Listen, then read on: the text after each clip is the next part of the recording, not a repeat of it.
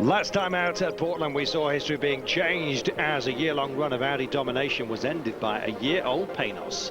Brought back out of retirement after the new car couldn't cut it. The big red machine qualified on pole, but saw Audi grab the race lead at turn 1, lap 1. Well, that seemed to re-establish the status quo until smoke and oil from the number 15 Porsche brought out an early yellow and sent everyone driving for the pits. David Brabham picked that moment and pounced on Tom Christensen, and that put Panos in the lead of the race. Audi second and third and fourth as well, in the shape of the champion Audi of Wallace and Johnny Herbert. Well, the fast but still not perfectly reliable Saleen was black flagged soon afterwards after 2 laps. A growing cloud of smoke billowing in its wake, while any hope of an Audi revival was ended by gear selection troubles in the number 1 car.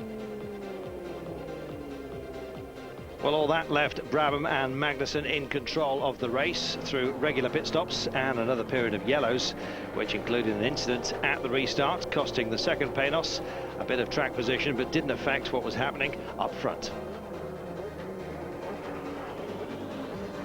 Well, despite a late charge by the second Audi, Panos had everything under control, and Magnussen crossed the line in first place, putting an end to Audi's long run of success, though perhaps only a temporary blip. The Audis still dominate the points table. Capello ahead of Tom Christensen thanks to the occasional bonus for fast laps and so on. The crew of the number 2, third and fourth, and then comes Andy Wallace with the newly promoted David Brabham now to 6th place. So despite the celebrations, he is a distant 6th. Well, there's still a way to go in the championship with half the rounds completed, so plenty of time to change the look of the points table between now and the end of season. Well, plus get your own back, of course. Invitational in Malaysia, which won't carry championship points. But right now we're in Canada, and round 5 does count very much indeed.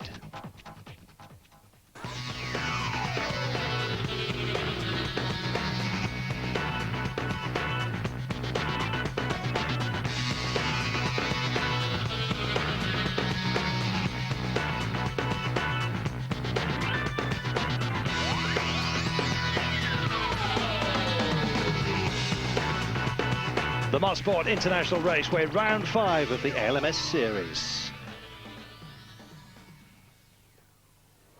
Yes, a difficult circuit, this one. Fast in places, blind, corners and apexes.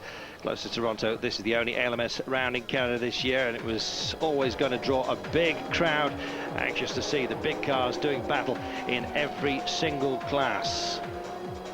As this track free of the usual chicanes, it means fierce battles all the way. Well, looking to make it 2 in a row on pole. The P2G BMWs faced a weekend of disappointment. We saw the number 10 car crash heavily, with Bill Oberlin sidelined for the weekend, while the other car could only manage 3rd fastest. Oberlin okay, but not racing. Second quickest when it counted was the Schnitzer BMW of Freddie Ekblom and Dirk Muller, and finding an unexpected promotion into the top spots when the pole car was sent to the back of the grid. A ride height infringement, naughty naughty. Well, that had been the other team car of Later and Jörg Muller, and both team and driver were understandably disappointed, though not trying to show it. It doesn't really mean a lot, you know. The race is so long, you know, so the most important thing in this class is that to have a good race setup and good car, you know, so you can do it 2 hours 45 minutes as fast as you can. Canadian Ron Fellows holds the GTS lap record here, but his weekend didn't look good for the crew of the number 3 Corvette, struggling with a clutch problem that meant they too would be starting from the back of the grid. Well, all that was a handy little bonus for Franz Conrad on pole by 0.2 of a second from the second of the yellow Corvettes, and grateful for the extra breathing space on a track he didn't really like that much. We spoke to Franz Conrad. The track was very bad in the qualifying session now, slippery and dirty, and there he was nearly off twice, and so he was lucky he don't damage the car, though. He did a good job in the end, and we on board, so that's fine. Fourth fastest overall, and in the LMP class was the champion Audi R8, Johnny Herbert and Andy Wallace. This being Wallace's weekend to qualify the car and drive the first stint of the race, the pair of them taking it in turns, race by race. Well, just a tenth slower than the Panos. In third spot, the 2000 Audi was a demoralising second and a half slower than this year's cars, with their new fuel injection and extra electronics. And that on a circuit that's just less than 2.5 miles round, with less than a dozen turns and only one really slow first gear corner. Not much room to catch up. Well, it was another good performance from the supposedly retired LMP 01, especially since the team insisted that qualifying well had never really been a target. And that after missing one session after David Brabham hit a tyre wall in turn 1 as they set out in pursuit of another good result.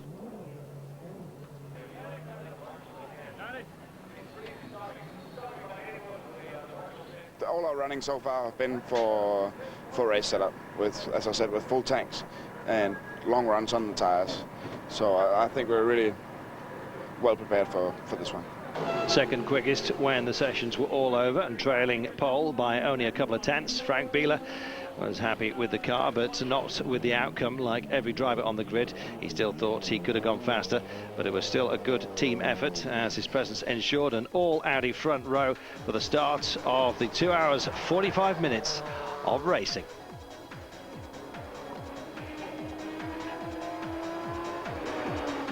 I'm happy with the car. The car is good. We have a good setup. I'm a little bit unhappy with the result in qualifying, because I know it was my little mistake which cost me 1800 or something compared to Dindo. I'm sure it was possible, but unfortunately I didn't do it. So another first row for Audi, which is good, and I think for the race everything is still open.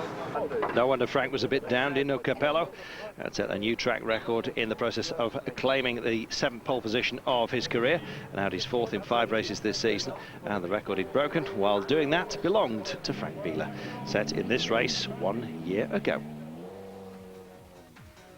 Well, the car was perfect, he said, after studying the telemetry and then going straight into the qualifying session as hard as he could, and the result proved him absolutely right.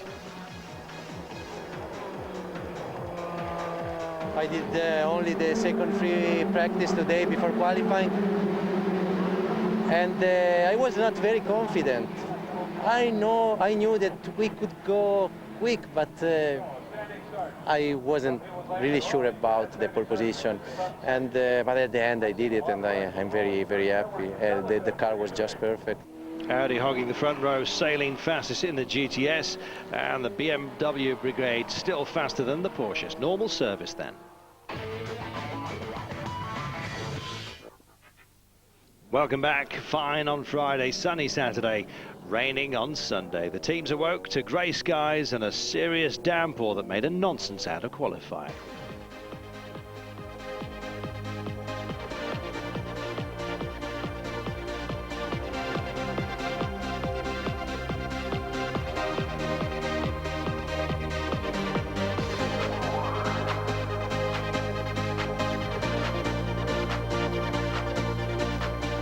Out came the rain tyres for the morning warm-up, and out came the spanners as well, as the team slackened off the suspension and screwed up the downforce, looking for better mechanical grip and a bit more pressure on what were now going to be slower laps.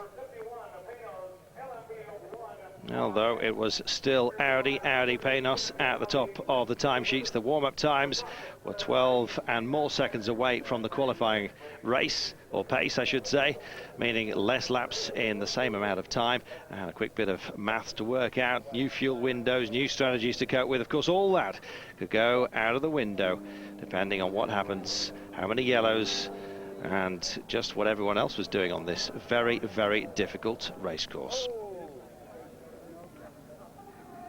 Now, the GTS cars lost even more time, but it was still Saleen Corvette, and then good news for local fans. The number 3 Corvette of Ron Fellows still stuck at the tail of the grid, but obviously now on the pace at last. Two BMW M3s of Muller and Ekblom were the fast men in GT. But Sasha Masson showed his class in the Porsche, hauling it through the wet at close to V8 pace, promising a bit of excitement in the race ahead. But this is the way they qualified, and this is the way they will line up when they go out in the formation lap behind the safety car, with the tail end of the grid being a focus of attention, holding not only later on fellows, as we already know, but also the number 16, Riley and Scott, sent there after several technical infringements in the final qualifying session. So wet track, plenty of spray, a tricky start to say the least is in the offing. Visibility worsening the further down the field you go, and it's looking good at this point. Coming around looking for the green flag, all lined up, the cars off. The starters seem to be happy, holding their green flags, holding them up. Will they let them fly? We've got to go, and already the Panos is looking down the outside. It's three Audis at the top, and the Panos looking to take the lead, just losing out and down into second place. The door slammed shut by the number one leading championship Audi, and what a start by the Panos from fourth straight through into second place. Great stuff. Well, the spray already being thrown up, and as you can see, visibility an absolute disaster further down. Wouldn't you just like to be in front of this one? Well, the pace car perhaps going around a little bit too fast for some of them. They didn't really like the pace as it was. The car itself, the pace car that is, gripping better than they are. Slipping and sliding, the power getting down on the wet, coming down. Little twitch from the leader there, not too bad. Oh, and there he goes, he's off. He's lost it. Wow, straight into the tyre wall. Oh, dear. Well, we'll have a look at the damage in just a moment, but it means that Panos is leading. Another Panos has just swerved to avoid. That's the 51 car. That's also in the wall. Well, what a terrible start, and that looks like the 38 car as well. The championship Audi.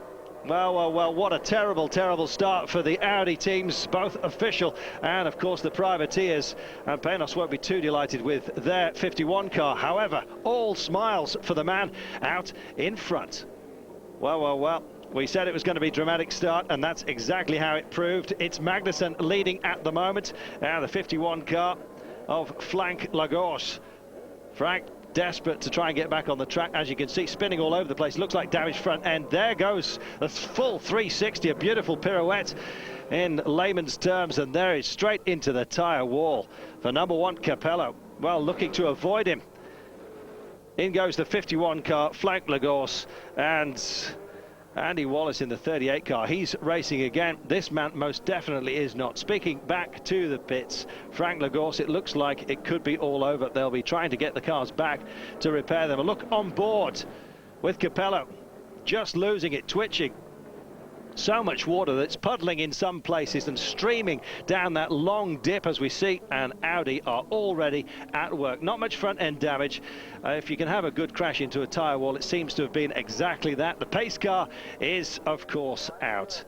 Well, everyone started on wet, and thank goodness for that. That's a little bit over eager at the beginning, and time for a little meditation back in the Audi camp.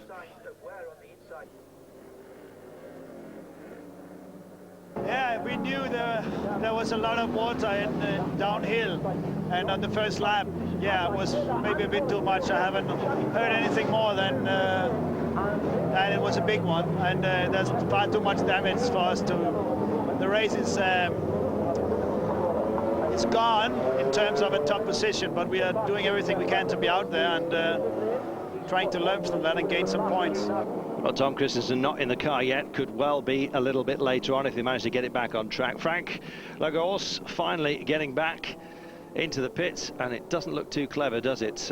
Although Panos, of course, are equally as adept at fixing cars as the Audi boys. The Audi team do have a rather large spare parts carrying capacity, and remember, this is last year's Panos. Let's hope they picked up last year's spares as well. It does not look very clever at all. Not a pleasant sight for anyone, least of all a driver, most of all an owner perhaps.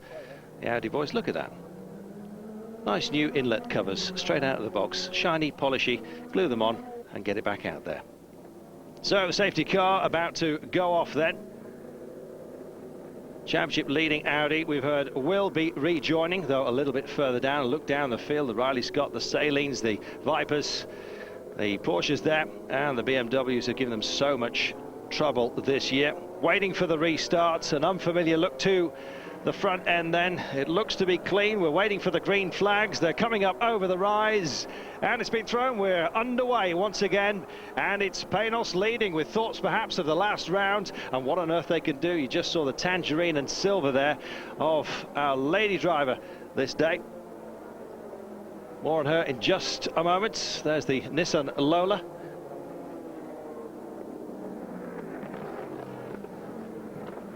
John Graham and the BMWs still battling in there as well.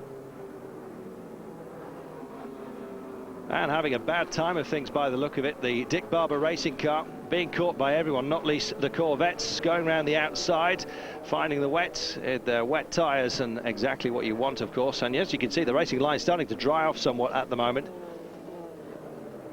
Down then, dipping down once again into the curve. The Cadillac having a look, the silver machine coming down on the inside there of the BMW. Dick Barber cars, very attractive machines, these little 675s. There's the Corvette of Kelly Collins in a bit of a tussle, catching up the 57 of John Graham in the Dick Barber 675.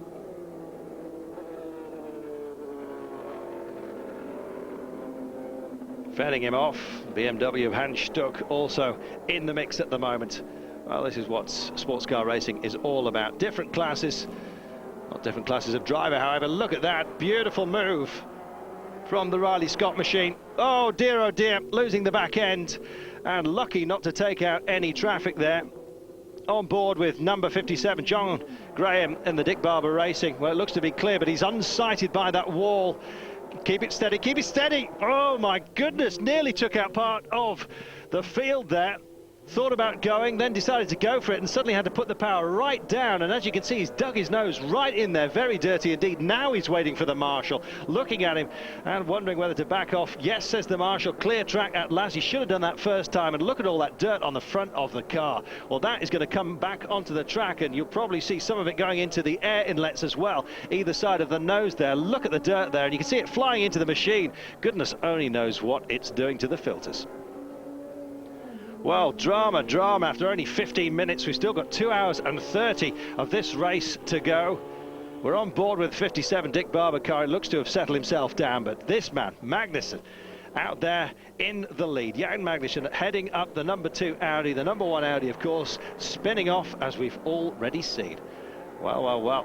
If it's not one thing, it most certainly is another. All classes having troubles. It does seem that the GTs are faring a little bit better for the time being. Those with heavy dependence on aerodynamics are losing it all over the place at the moment. Riley Scott going through. Don't think it got any contact. It was just a case of trying to save a bit of line, all fighting for the same spot. Went onto the water, aquaplaned, round he went. Not clever. This, however, extremely clever. Look at that. Imagine taking your car into a service after it being completely smashed up and then coming out like that after just a few minutes. Amazing. The Audi number 1 of Dino Capello is back on the track. But look at this. He was 6 laps down. Now he's 7. So 7 laps in arrears. And we'll be riding for points and pleasure on this day. The number 1 Audi. The race, as we've heard, just about over. But points do count, of course, and you can see he's taking it very, very easy indeed, Capello. Just testing everything out, making sure that the chassis is there, the suspension struts are okay, everything's in place. They were all broken in that side-on. Up over the rise, and you can just see the difference in power and class between the Porsches and the BMWs. No wonder Porsche have been complaining about the use of these BMWs, which in a GT series are supposed to be available for everybody to buy. Well, BMW are going to make these cars available fairly shortly, they say, to those of us on the road who've got plenty of cash to spare, unlike Mr. Panos, who is going to have an awful lot of money heading towards this particular vehicle. I'm not lucky this weekend because on the bottom, at the back of the track, just before the right corner, one Audi was in the spin, and I rise on it, and I have no choice to brake more, and I go straight in the wall. If I don't do that, I think I crash both cars, and I go on the left side. I go along on the wall. Poor line, well, practically bone dry. He may be coming back rather sharpish for slicks. We will see. Well, rolling wheels, but no race driver at the wheel. Steering wheel, that is, back to the pits. The Panos 51 out of the race. Well, the sailing just gone beyond your screen. Still in the frame, of course, but this man leading from the front. Magnussen and the Panos, chased by Frank Bieler in the number 2 Audi, and close they are, as you can see. Try and get yourselves a little checkpoint. Probably about 3.5 seconds, it looked like, coming over the rise there. That the gap between them then, but coming into traffic, and that always the case. You must not hassle them, otherwise you are going to get a stop-go penalty. And as you can see, a slight drift there on the Panos, still not quite right, and perhaps the wet tyres starting to lose their effect as the track dries out. And you can see back end starting to twitch round just a little bit. No lap records are going to be set today, but good to get these cars, these beautiful machines, home in one piece. There goes the 38 car, followed by the 16. Little Riley Scott, beautiful looking little thing. Little, we say, still in the P900, the big boys class. And no, another spin indeed for number 57. Well, he just can't keep it on the track. John Graham will be heading very quickly to get some different tyres, I'll be bound. Champion Racing, number 38. Just heading the Riley Scott and the Saline just being passed. It's all rather mixed up. We will be back after this very short break. Stay with us.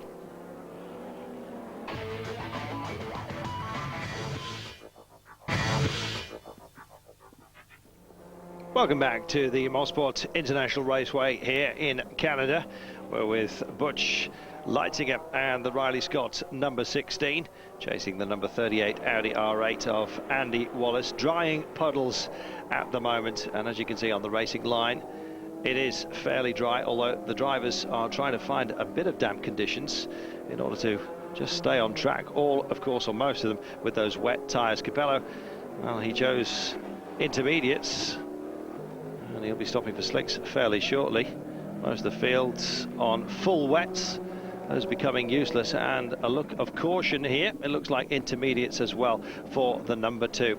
Fuel and tyres only, no change of driver, and off goes Leitzinger, and perhaps his search for the wet area just going a little bit too far, hitting the debris and just losing it there.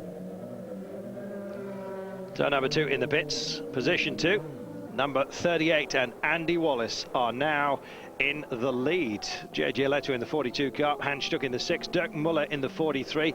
A real BMW battle going on, and they don't care about anybody. The 38 car slowing down. He'll be coming in, Andy Wallace, for a change of rubber, you can be sure. He's not normally going backwards quite like that.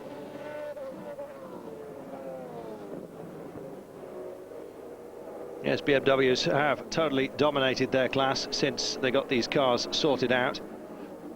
Amazing V8s. Oh, and a yellow already out, and it's the Porsche, the number 30 of Timo Bernard. Yeah, hitting the wet grass, just losing it slightly, and of course with this surface you get onto the grass and you actually go faster over the grass than you would if you actually stayed on the tarmac. So come off the track slow, speed up and hit the tyre wall. Safety car then, the pits been very busy, fresh slicks all around, and as you can see, the circuit's almost bone dry. Well, Claudia Hürtgen in the pack, just behind the Panos.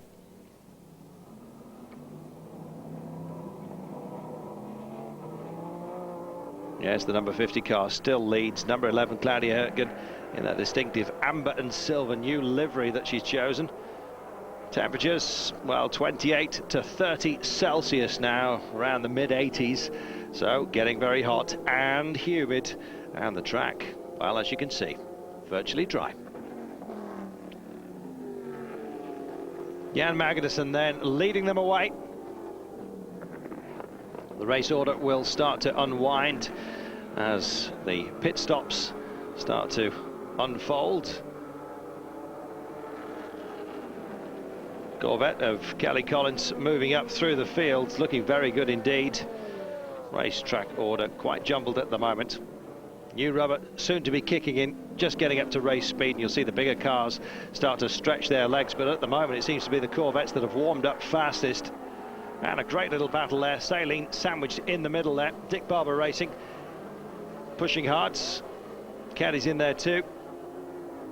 Viper heading the front of that little group. Great to see so many different classes of vehicle all racing together, and of course the traffic, such a vital part of this form of racing. Well, the vet looking very good indeed, cruising by there. Look at that, just look at the legs it's got, pulling away from the Dick Barber machine. Different classes, the Corvette in the GTS. Seemingly well and truly in control. And the local John Graham of Canada on board the Dick Barber machine.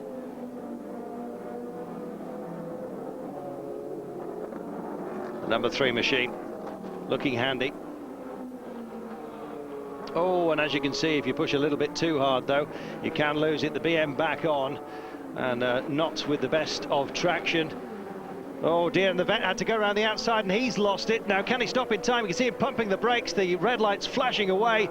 Oh dear, lost a bit of body work, and he was going so well as well. The BMW came back on the track and it was either hit him or hit the tyres.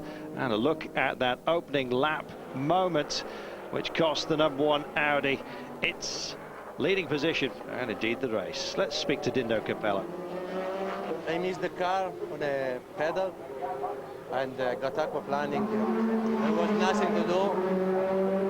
Okay, it's my mistake, and I saw many cars behind me made the same mistake, unfortunately. In that moment I was the first in that, passing this place, that place, and just catching his attention was this.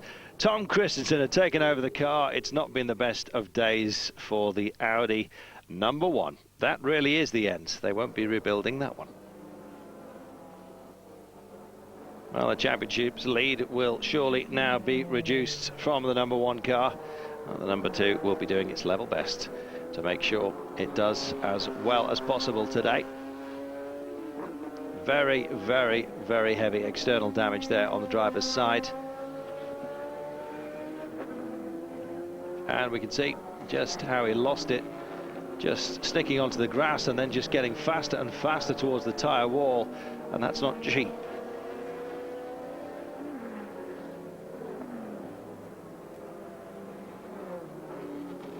Well, Tom Christensen getting out of the car. I was just about to start worrying about his legs there. It seemed perfectly all right, nobody too overly concerned, and as you can see, showing his legs are working rather well indeed.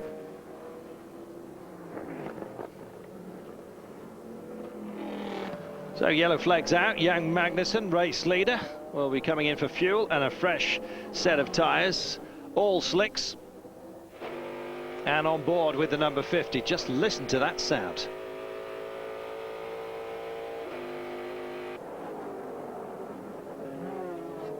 The yellow's out, as was completely obvious, and it's going to be very, very busy in the pits. Everybody coming in. Race order maintained. Why not get a fresh set of rubber? The 38 car coming in as well. It'll be slicks all round. Drivers also changing. Frank Bieler handing over to Emanuele Pirro. Pirro will be finishing this race.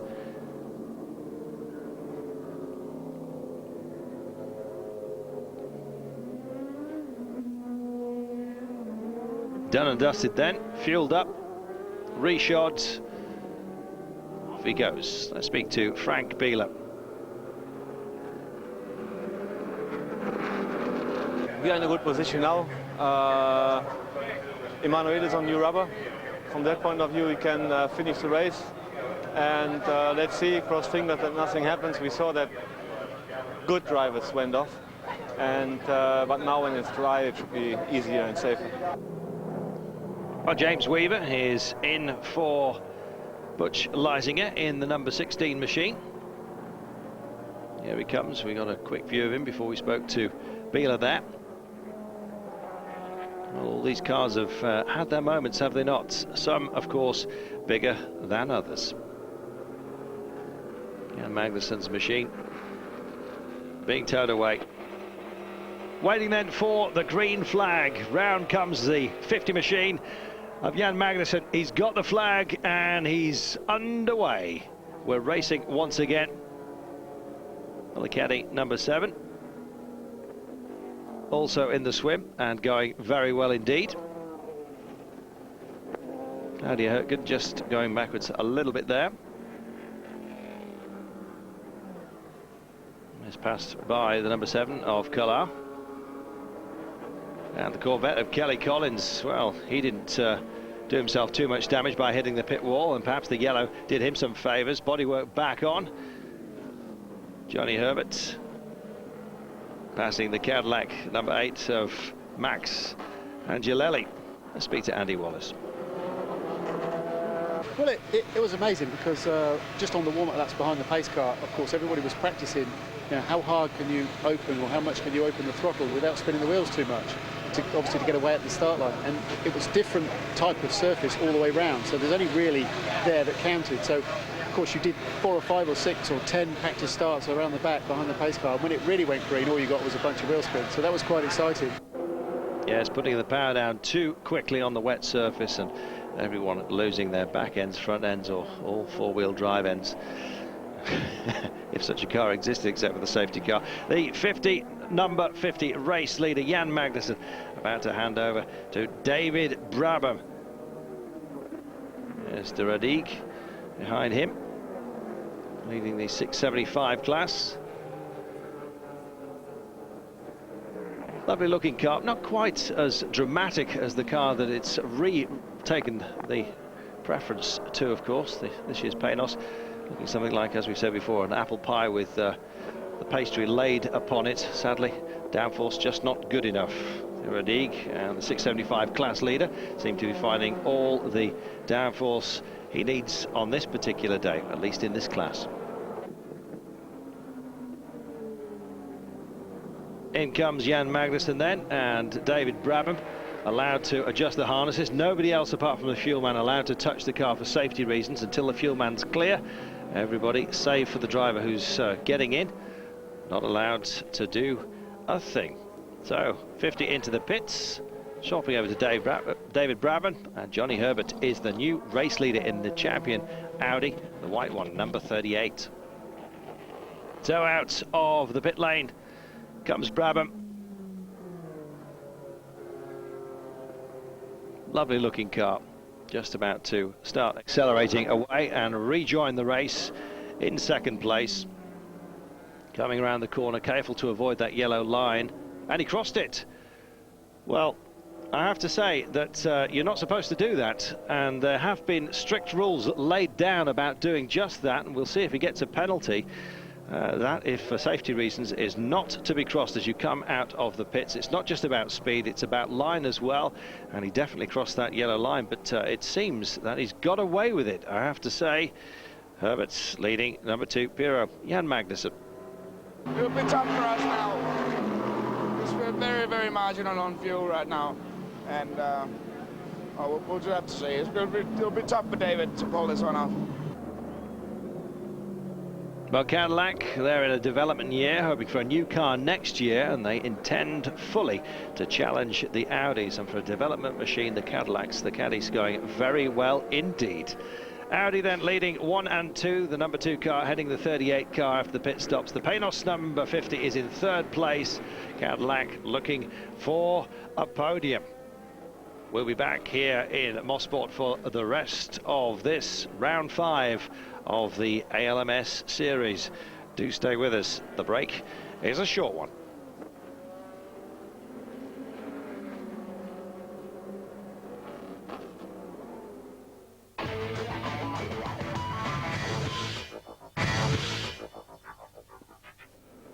Audi dominance once again, but it's Champion Racing's Johnny Herbert in the number 38 car that leads Emanuele Pirro in the number 2, the full works car being led then by the independent Champion Racing machine, which is of course last year's Audi. Well, last year's cars aren't running too badly here. Herbert leading for now. Of course, we've seen the number 50 Panos as well, currently in 3rd place, also leading here. Mosport seeing some dramatic racing, so many offs and so much dicing and change of position, and all perhaps down to the wet, but also some fabulous driving and great pressure from those further down the field. Well, all about pit stop windows. The Panos is apparently running very low on fuel, and a podium is looking like their best hope today. The 38 of Johnny Herbert looking very, very good indeed. Look at that lead. Well, the number 2 Audi is apparently okay for tyres and will be taking on board just fuel only. So question marks then over what is required for the 38 car. Just how hard have they been pushing it? Just how low have they been staying in the gears to keep up the revs and basically put too much rubber down? Getting the traction into the car can be costly. We will see. We've no idea about that, but we do know that the Audi number 2, the Yost Audi, will be coming in and will be taking fuel only. Now, if the number 38 doesn't do the same, then it could be a switch at the top. Already in then to the pits, very busy indeed. There's the Cadillac number 8. Wayne Taylor is taking over. Number 16 driver Butch Leisinger is back in the machine. 38 leading then. And in he comes, and that means that the number 2 Audi will be trying to get as much speed as he possibly can on this particular lap. Let's see what happens this time around. Herbert then into the pits. Everybody standing by, the fuel load going in, the tyres are being checked, there's spare wheels aplenty, and he's going to take, by the look of it, just the one wheel, and that is going to be the driver's side front, taking off his own rip shields off the front of his visor, rolling up the visor strip and chucking it. Good shot, 3 points. Just the one wheel then. And it looks like misfire problems for the number 16, and Leitzinger finally caught it, but he could be holding up Herbert in the pit lane if he doesn't get out of the way. And I can tell you that Herbert is now going to exit in 2nd place. There goes the Riley Scott. There goes the number 2 Audi. Look at that. It was tight, but poor old Johnny Herbert is in 2nd place, and he's got some catching up to do.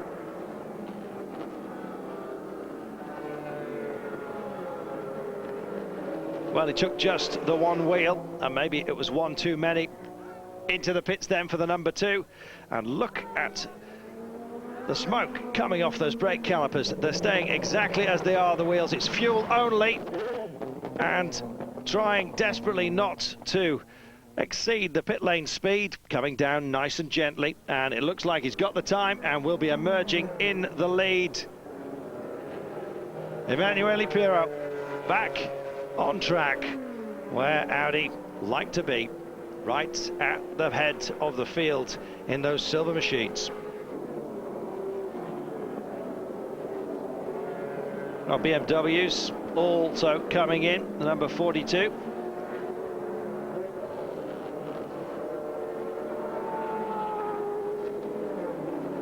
Jörg Müller, GT leader, GT order. It's the 42, 6 and 43 cars, all BMW. Now, how many times have we said that this season? Are being chased down by the Cadillac number 7 of Christophe Tinceau. And you can see the speed difference in these classes. Must not hassle the lower classes, otherwise you get yourself a penalty. Well, the Panos boys have said they've had more penalties than hot dinners, as they've just been trying desperately to get back on the pace, particularly in the newer car, which they've had to drop, of course. Go back to last year's model. JJ Leto in the pits.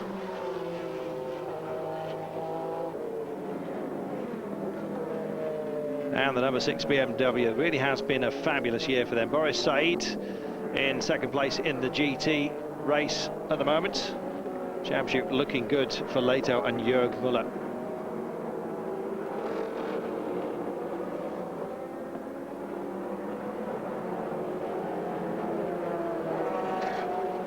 Power, balance and poise are plenty for the BMs, and plenty more, you could say, for the Audis, the Silver Machines and the Red Wing of Emanuele Pirro.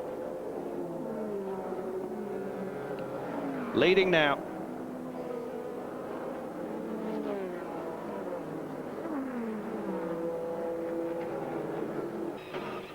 And on board with David Brabham, third place in LMP, and looking to be having some fuel difficulties.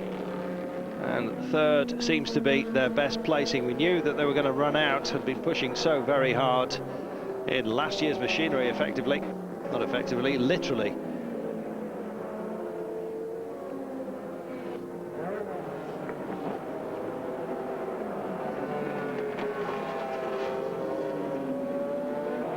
So Pirro, the race leader after the pit stops. Lead of 12 seconds, though, has already been halved by Herbert, who is absolutely on a charge here.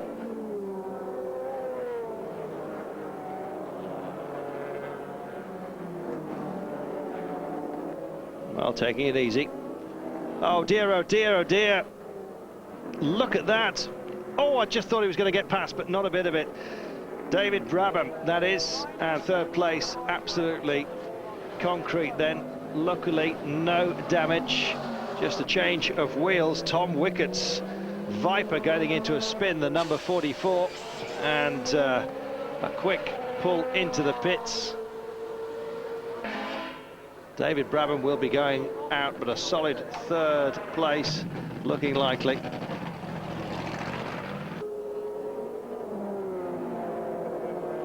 There goes the Saline, one of the most beautiful cars on the circuit. You can actually buy these as road vehicles, and very beautiful they are too, especially in solid silver with nice tan interior.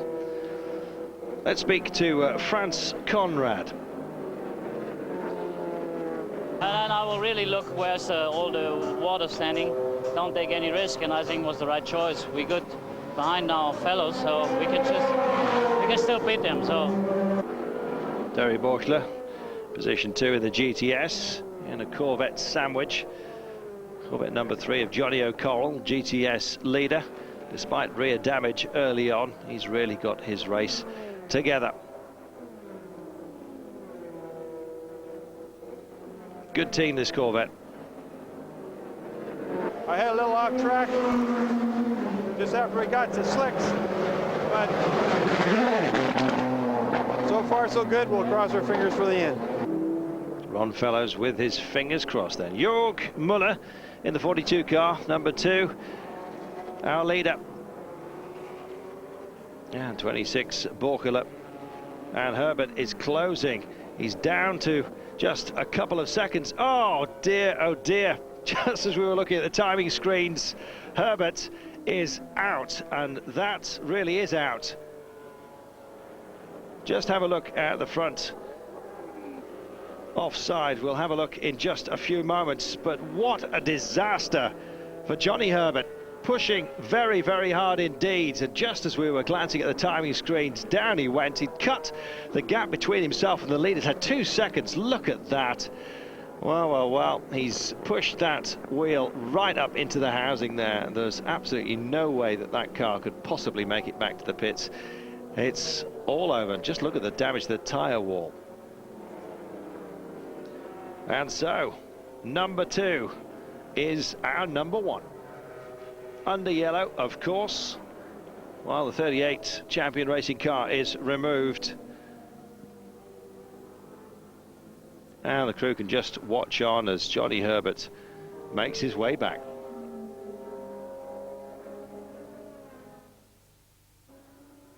Yes, sad indeed, Andy Wallace.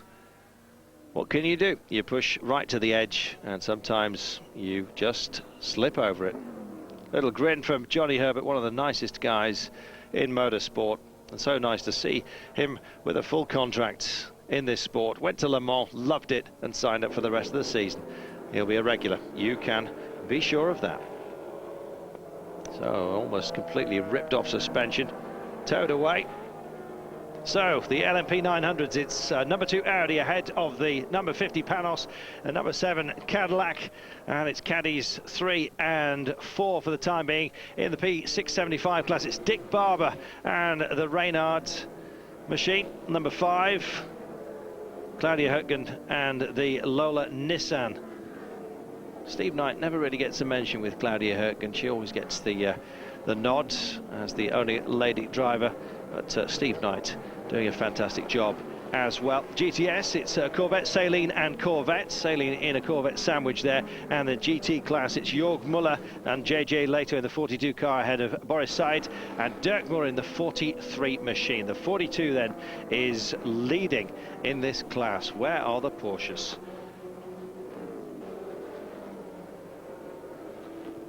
Well, the Cadillac, number 8, Taylor, in position 4. Having a scrap with Leitzinger, who's in 5th place and got through on the inside, wagging his finger there. A real fight for 4th place, coming down, proving that he's the faster car by pulling away, driving down towards the dip, which caused so many problems right at the beginning. And he's lost it. Well, as if he was making a point. He basically, and he's lost it again. It really is trying to get the power down too quickly with dirty tyres and just off and off again. Well, a double whammy after doing so much good work. Leitzinger will be ashamed of himself. He'll be hunkering down behind that screen with a little bit of flushed embarrassment, you can be absolutely sure. He'd done so much good work here. Having a look. Look how close they were. Fag paper between those two. Comes down, takes the right line for the next corner, and then just loses it, not once, but twice. This man, though, not losing it at all, driving away with this victory, it seems. Number 1 car, having already gone out in dramatic fashion, crashed twice by both of its drivers. And the number 50, the Panos, Jan Magnussen and David Brabham. It's been an absolutely amazing race, this. So many different incidents in so many different classes. Traffic playing its part. And look at the cheers as they take the flag. Audi have done it once again in the number 2 car. Fabulous, fabulous performance. Well, Audi regained the top spot of the podium after one of the most eventful races of any kind we've seen for quite some time. Panos had a good run for 2nd place, which probably couldn't have been better despite the crash with the Viper, and it wasn't bad weather for the Cadillac either. 3rd and 4th.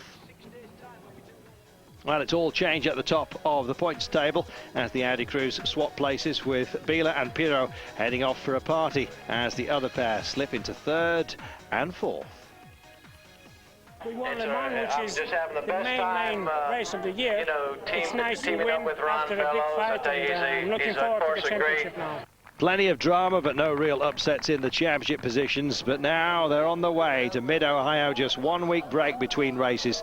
And then they're at a circuit this championship has never visited before. So there should be plenty of excitement to look forward to in round 6. From me, Carlton Kirby, from here in Mosport in Canada, it's bye-bye. Here we go.